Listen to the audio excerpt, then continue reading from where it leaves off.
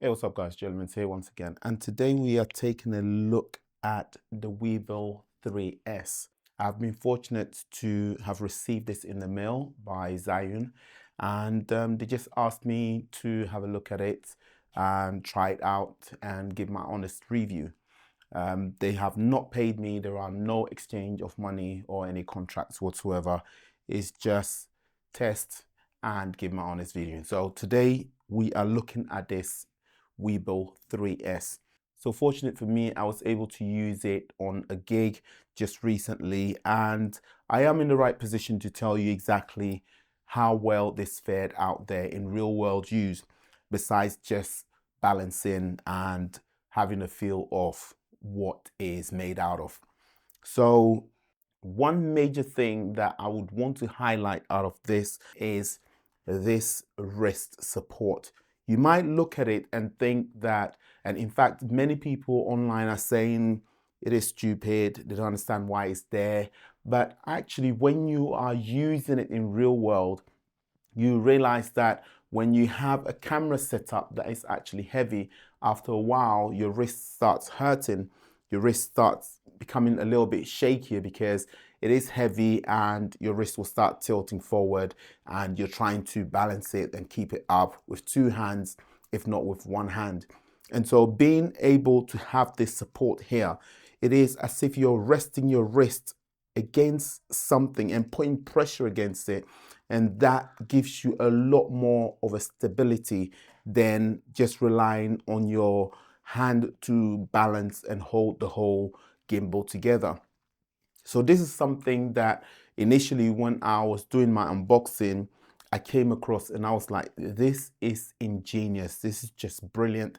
And I strongly believe that Ronin is going to be picking this up very, very soon. So watch out for this statement. Ronin will pick this up, if not the same design, but something that will support your wrists. And that is definitely a key thing. If you haven't tried this out, I would highly recommend it. Rent one of these Gimbal 3S and try it out. You would love it. I think the main thing that we look at with regards to gimbals is how well it works.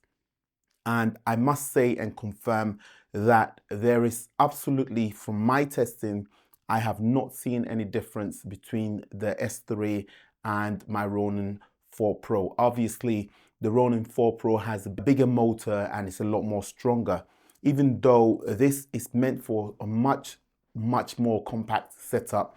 It is very, very strong. As you see in this clip here, I balance my Sony a7 IV and the 35mm f1.4 G Master on there, which to me, it felt very, very light on here. And I felt as if it needed a bit more weight. And as many have been saying, you can run the FX3 with a 70 to 200mm lens on there comfortably. Unfortunately, as you've heard it, I'm not just going to repeat it, but just to run it through, there are no weight capacity information about this gimbal online whatsoever. But many people have been balancing great setups on there, compact great setups on there, and it was without any flaw. Another thing I want to mention as well is that kicker light, that small light here built in.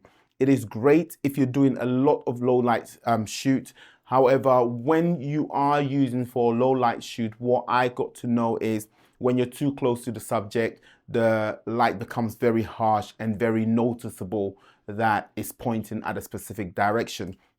Because it is not wide, it is just straight, and obviously when you step back a lot more, then it becomes a bit wider, but then again, it's not as effective as you want it to be. Also, it's worth mentioning that you're able to switch from landscape mode to portrait mode by just releasing the plate and turning it upside down and relocking it up.